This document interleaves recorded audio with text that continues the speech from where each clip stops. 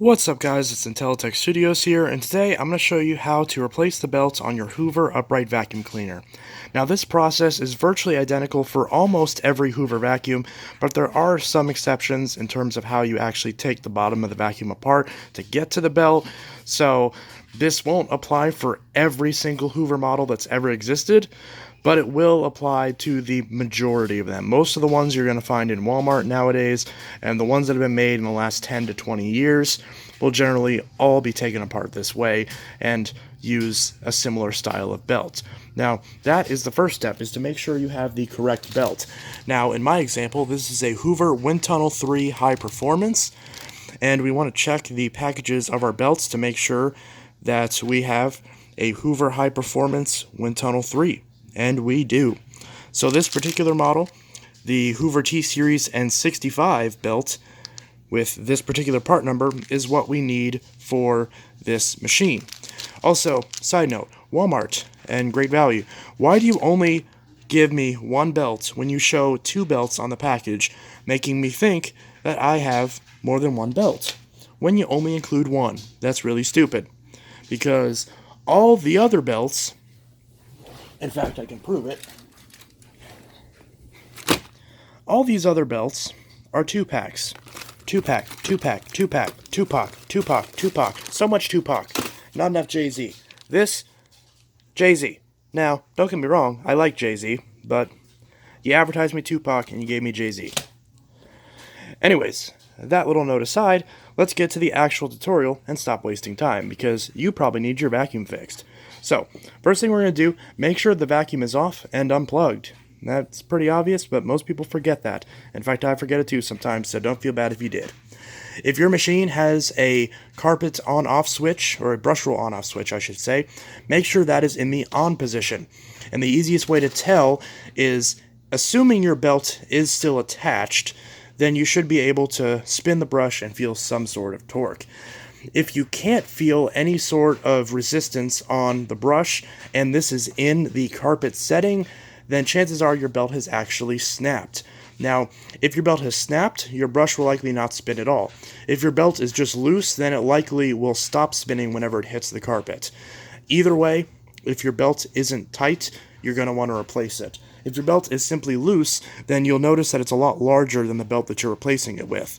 And if it's snapped, then obviously it won't be all round like this. So you'll find out for your machine once we take it apart right now. So what we want to do is we want to recline the machine like so, and then flip it over. That way we can actually see the bottom where the brush is. And I'm doing this with one hand, so this is a bit awkward. And then we want to turn it so that way the brush is facing us like this. Just like this. Now on this particular unit we can see that we have screws all throughout the base plate. There's a screw here, here, here, here, here, and finally up here. We want to use a standard number 2 Phillips head screwdriver to remove all of these screws. Once we've removed all the screws from the base plate, we can simply grab the base plate and pull it straight off. There shouldn't really be any resistance. We can see there's a lot of dust on the inside of this, so it is recommended to clean this, or you can always just tap it out so any loose materials fall out, since a lot of dust and dirt can tend to get stuck in here. And since this is a wind tunnel model, dirt can often get stuck in this little wind tunnel section. So if you happen to have another vacuum, then now would be a good time to use that to clean this whole spot out. Also, if you are using another vacuum to clean up after your current one, which most people probably aren't doing, but just in case you are, make sure you don't suck up the screws, because that would not be very good.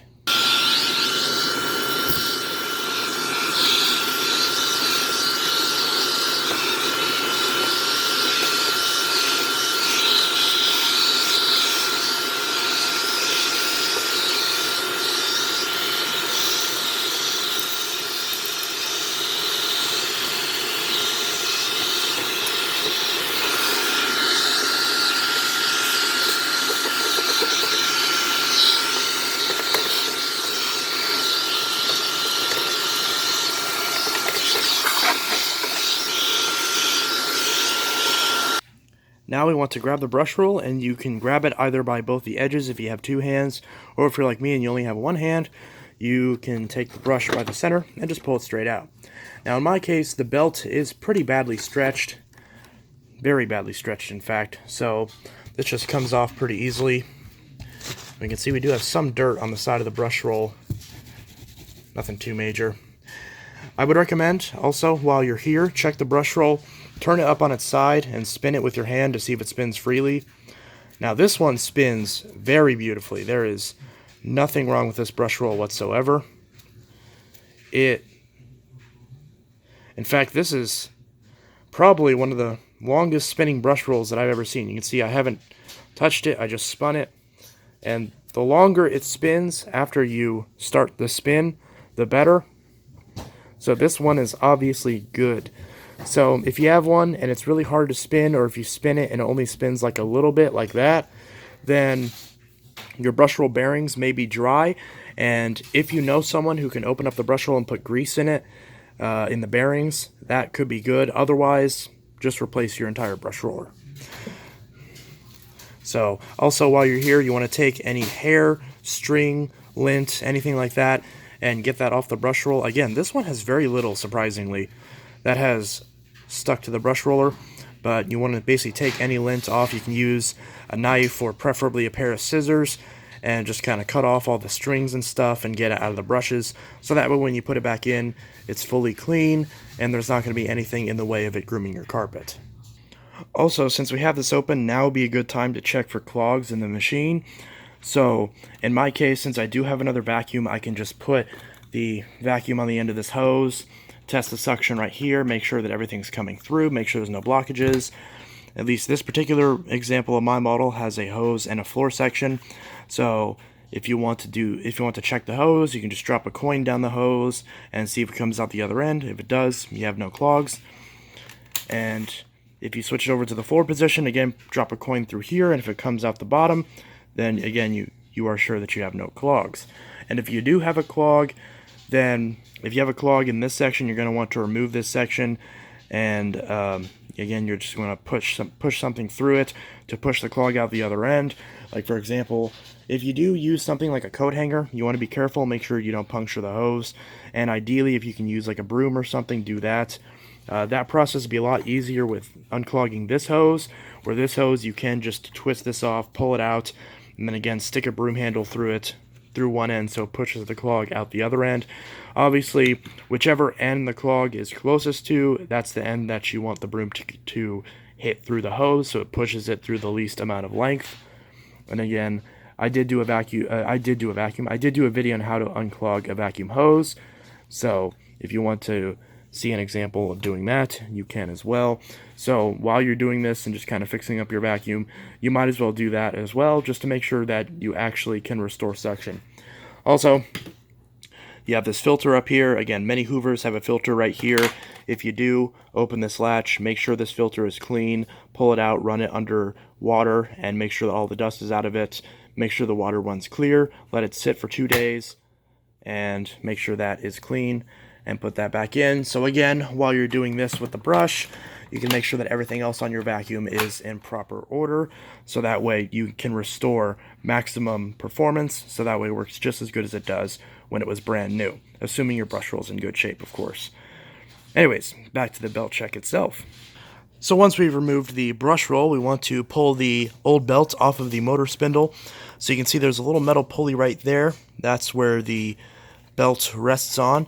We want to kind of twist it behind it and pull it out, just like that. And then we can just yank it out, and there we go. There's the old belt. And if you see this old belt, it's very thin, it's very worn down, it's very stretched. Compare this to the new belt. That is a night and day difference. The new belt is much thicker, obviously has a lot more material on it. This one has clearly been stretched and worn down well beyond its usability. It's honestly shocking that this brush roll even spun the little bit that it did, considering that massive amount. So you do not need to just replace the belt if it breaks. You actually do need to replace it approximately every 6 months, depending on how often you use your vacuum, sometimes even upwards of 3 months, again, depending on what your model is and how often you vacuum. Because if this is not tight on the brush roll is not spinning as tightly as it could, and therefore you are not getting the maximum deep cleaning performance that you could be getting.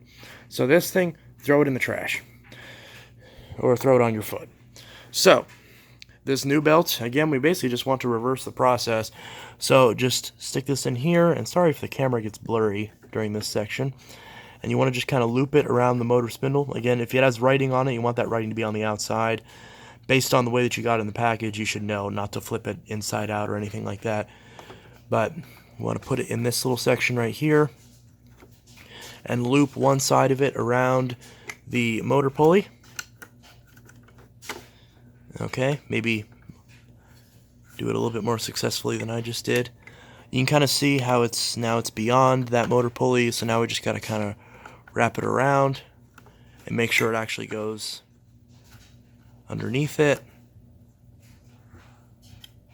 And we can just kind of pull it and roll it onto the motor pulley, as you can see right there. Just kind of roll that onto the motor pulley, just like that. And now you can see how tight this belt is. So this is the hard part, is doing this off camera. We're going to want to stretch this down to the brush roll, beyond the brush roll, and then fit the brush roll in. So again, this is hard to do with one hand, but we can see brush roll. Obviously this is the side the belt goes on, so you want to loop the belt around that, and then just kind of heave on it and push it in place until it locks with these little squares on the inside. Basically just like the way it is now, but with the belt actually around it. So again, if I had two hands, I'd be able to do this and actually show you on camera, but again, you'll know if you're doing it right. You just want to make sure this belt is around this motor pulley before you set it back down into place. As you can see, it does require a little bit of strength to stretch the belt onto the brush roll as you twist it into place.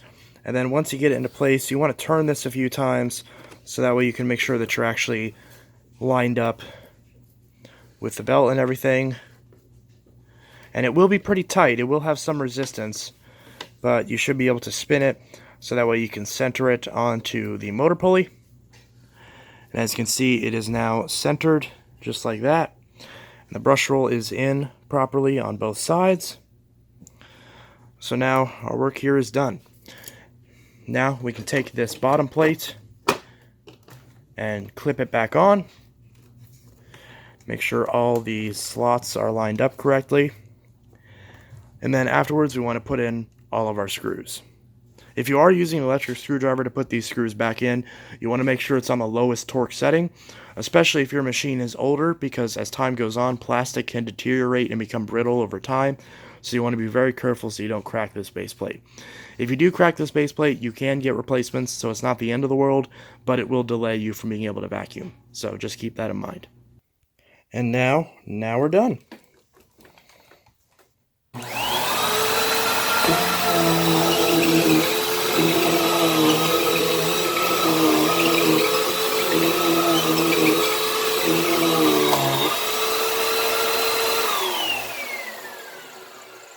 Now in this particular example, I also need to put some grease on those wheels, since the wheels on this machine are a little bit squeaky, but that's okay.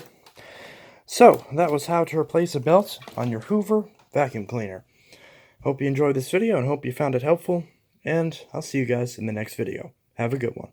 Peace.